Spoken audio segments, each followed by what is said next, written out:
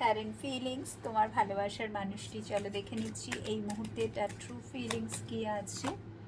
দি হ্যাংম্যান,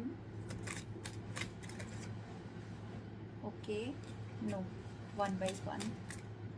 এই মুহূর্তে true feelings, six of swords. এই সাইলেন্ট জোন থেকে তোমার পার্টনার এবার বেরিয়ে আসতে চাইছে, খুব শিগগিরই সে তোমার সাথে কন্ট্যাক্ট করতে চাইছে, সে কিছু কথা অ্যাকচুয়ালি তোমাকে বলতে চায়। ইয়েস, অনেক দিন ধরে এই যে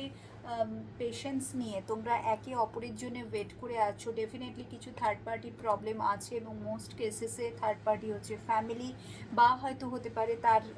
নিজের কিছু পার্সোনাল প্রবলেম, তার কাজের জায়গায় অনেক দিন ধরে প্রবলেম চলছিল,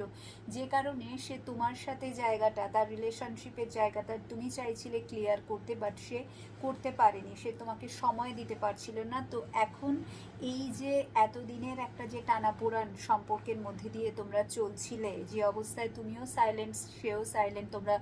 দুজনেই, তুমি হয়তো তোমার এন্ড থেকে বুঝতে পারছো না কি হতে চলেছে, সেও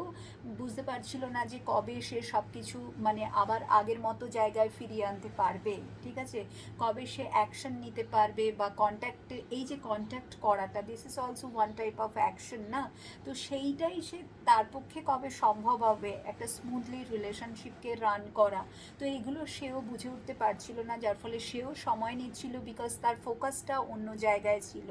but now this is the time যখন নাকি তোমার পার্টনার খুব বেশি করে এবার এই সাইলেন্স জোন থেকে বেরিয়ে আসতে চাইছে, তোমাকে ক্ল্যারিটি দিতে চাইছে, এবং আমি যেটা দেখতে পাচ্ছি খুব শিগগিরই সবার আগে যেটা সে করবে সেটা হচ্ছে সে তোমার সাথে কন্ট্যাক্ট করবে, ঠিক আছে। ইয়েস,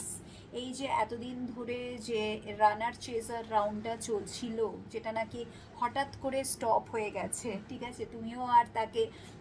আগের মতো করে আর কল মেসেজেস এইসবগুলো করা বন্ধ করে দিয়েছো, বা হয়তো করে করে তুমি টায়ার্ড, এখন আর তুমি ঠিক করে নিয়েছো যে না এগুলো আমি করব না, বাট তোমার পার্টনার কিন্তু যেটা আমি দেখতে পাচ্ছি সে কিন্তু আজও তোমার জন্যে অপেক্ষায় আছে, এবং আজও তোমার খোঁজ খবর নেওয়া, তোমার কথা ভাবা, সব কিছু।